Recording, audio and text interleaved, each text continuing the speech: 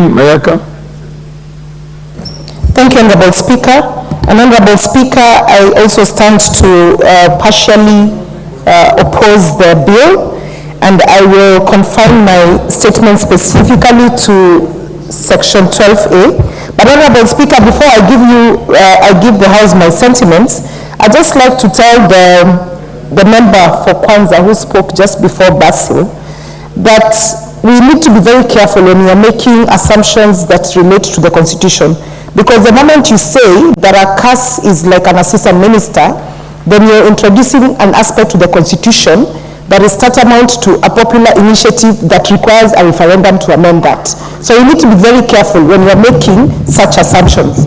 Honorable Speaker, in reference to clause 12, Honorable Speaker, what we are trying to do is tantamount to hemorrhaging taxation.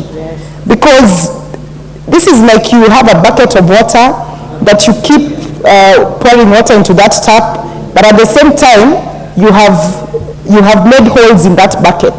So the water is being filled with the water is filling the bucket, but at the same time, it's spilling out. And the reason why I'm saying this, Honorable Speaker, is because we all know very well that the functions and the wages of public servants and state officers are paid from the taxations of Kenyans. So in essence, we are increasing the wage bill.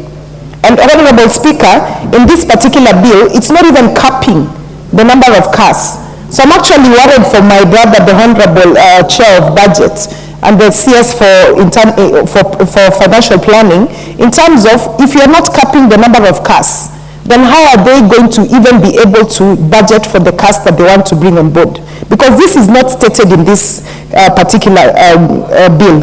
And Honorable Speaker, if you look at, so the bill tells us about the appointment, qualification, non-qualification, but it does not speak to the dismissment of the CAS. And yet, Honorable Speaker, the executive on Chapter 9 speaks very well about the removal from office, dismissal from office. It speaks about dismissal from office. Honorable Speaker, if you could please protect me from the majority leader and his deputy, because they're trying to interrupt me. Honorable Ichungwa and Honorable Owen Baya. Honorable don't Speaker, interrupt, don't interrupt. Yeah, don't teach me English. I got an A in English. You can't teach me English. Honorable Speaker, I just want to say this, but we cannot... What's your point of order? Before, dismissment, I don't know how it is, to miss what, because I've never heard of it. Proceed, Irene. Dismissment. Honorable Speaker, if they were engaging in playing Scrabble, they would know some of these words. Proceed. Honorable Speaker, I just want to say this, that we do have in law the clauses that talk about how the removal of office from the other public officers and state officers. But this particular bill does not speak to, if, for example, you want to remove from office a CAS, that is not mentioned anywhere. And I hope the Chair of Justice is listening to this, and together with his committee, they will take that into consideration. Honorable Speaker, the other thing that I want to speak to is in terms of the responsibility and the duplication that is in the responsibilities that have been outlined for the CAS position. Honorable Speaker, when we talk about liaising with Parliament, every ministry in this country has a liaison person to Parliament. Why are we duplicating this role? Honorable Speaker, we've even mentioned there that there will be a liaison person to the county government. And yet, as part of the memorandums, it clearly states that this bill and the functions, this bill does not affect the functions and powers of county government. And yet you're speaking of one of the roles of the CAS being that they will liaise with county governments. So what is going to inform their particular role in that sense, if this already says that they don't work with them? Honorable Speaker, in essence, what we are trying to create is an additional PA to the minister, or someone who is an assistant to the PS, because there's no role here that is very unique and specific for a CAS. Honorable Speaker, the other thing is, and I heard another member saying, that the CAS, these are some of the people who will help the president to run the government. My assumption has always been that the president is running the government, and his responsibilities are clearly outlaid in the Constitution. Why do we want another person to help the president to run the government? Or has the government stopped running? So you want to put in another person whose role is not unique in any way. There is nothing absolutely unique about the role of the caste that has been introduced for us to be able to even get convinced.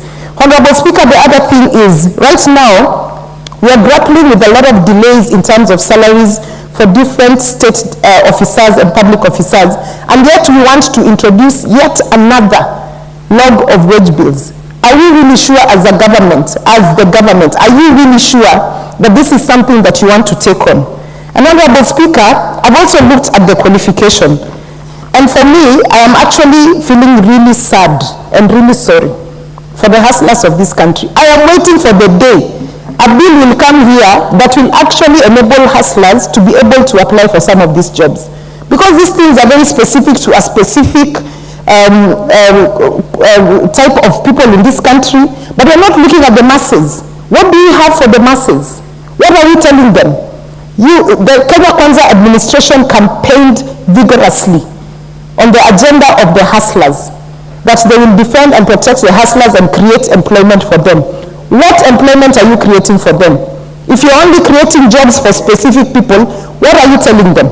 Honorable Speaker, as I finish, I just want to say this, that the chief administration secretaries that you want to give these appointments to, and the qualifications that we've outlaid here and their responsibilities, I think, Honorable Speaker, in all honesty, this is something that the Committee of Legal and Justice did a very hard job of. And they actually need to reconsider some of these things before they can actually pass it. Honorable Speaker, I am really hoping that my senior, who I respect very much, the Chair of Justice, is listening to me and will take into considerations the amendments we are giving. Because, Honorable Speaker, when we come here and give our contributions, we're not just doing it for the sake of it. We're doing it because we want to enrich the laws that are coming through this particular parliament.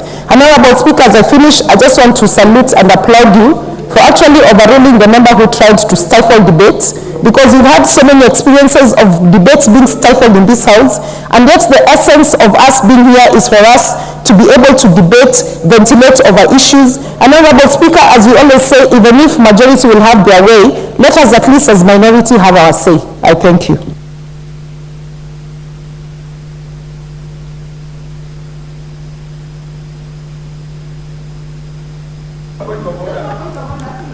Yeah, what's the point of order, Honorable Ruto?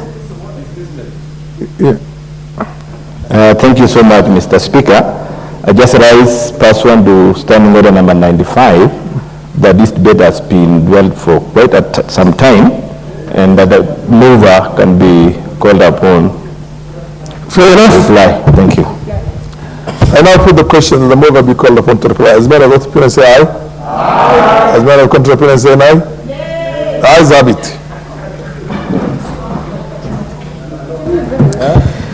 Thank you, Honorable Speaker. Honorable Speaker, allow me to thank all the members who have contributed to this debate right from when debate began last week on Thursday to this late hour in the day, including the nominated member Irene Mayaka, who was the last person to contribute with the dismissment. Honorable Speaker, we also confirmed that we are not interrupting her, we are just trying to remind her